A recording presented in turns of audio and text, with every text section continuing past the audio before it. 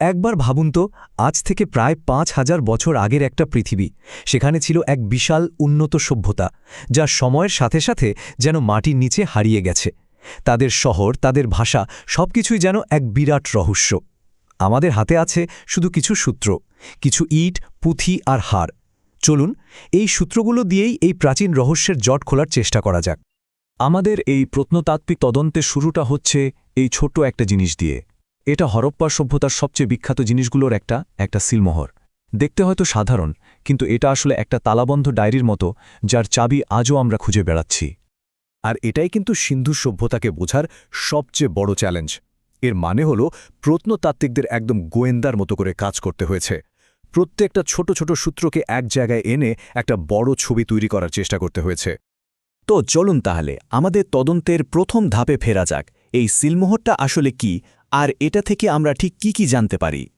এই ছোট ছোট সিলমোহরগুলো ছিল অনেকটা তাদের পরিচয়ের মতো, হয়তো আজকের দিনে সিগনেচার বা কোম্পানির লোগোর মতো কিছু একটা। এগুলো সম্ভবত ব্যবসা বাণিজ্য বা মালিকানা বোঝানোর জন্য ব্যবহার করা হতো।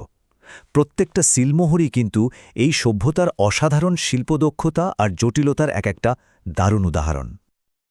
আচ্ছা, এবার আসা যাক আসল রহস্যের দিকে। এই লিপিটা, এটা কিন্তু কোনো বর্ণমালা নয়, কারণ এতে প্রায় ৪০০র মতো আলাদা আলাদা চিহ্ন আছে। তার মানে প্রত্যেকটা চিহ্ন হয়তো একটা গোটা শব্দ বা কোনো ধারণাকে বোঝাতো। আর লেখা হতো ডান দিক থেকে বাম দিকে, যা আমাদের চেনা অনেক লিপির থেকে একদম আলাদা। যতক্ষণ না আমরা এর মানে বুঝতে পারছি, ততক্ষণ এই সভ্যতার একটা বিরাট অংশ আমাদের কাছে বোবা হয়েই থাকবে। চলুন এবার আমাদের তদন্তটাকে একটা ছোট্ট সূত্র থেকে আরও বড় কিছুর দিকে নিয়ে যায়। কারণ এই সিলমোহরগুলো আমাদের শুধু ছোটখাটো জিনিসের দিকেই নিয়ে যায়নি, বরং নিয়ে গেছে এমন সব শহরের দিকে যা দেখলে অবাক হতে হয়। একবার ভাবুন তো, সেই মুহূর্তটার কথা, যখন প্রত্নতাত্ত্বিকরা প্রথম বুঝতে পারলেন যে এই আলাদা আলাদা আবিষ্কারগুলো আসলে এক বিশাল আর অত্যন্ত উন্নত সভ্যতার অংশ।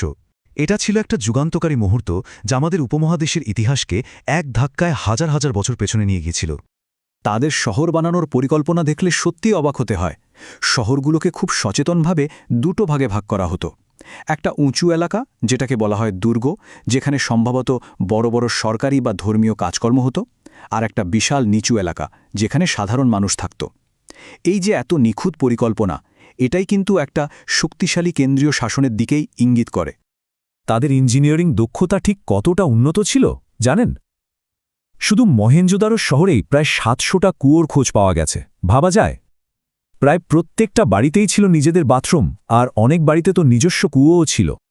তাদের ড্রেনেজ সিস্টেম তো সময়ের থেকে কয়েক কদম